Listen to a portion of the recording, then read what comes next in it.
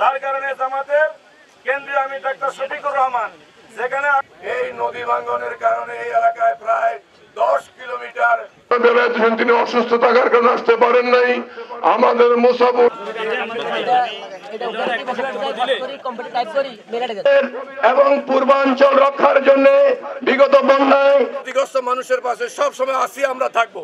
এটা কোনো ব্যক্তি গোষ্ঠীর না, এটা মানুষের কল্যাণে।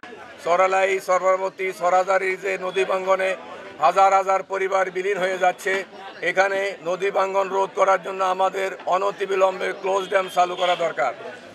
এরপরে আমাদের সরালাইতে একটি সুইচ গেট নির্মাণ করা হয়েছে, দীর্ঘ সময় হয়ে যাওয়ার পর এটা চালু হয় না, অনতিবিলম্বে এটা চালু করার জন্য আমরা আহ্বান জানাচ্ছি।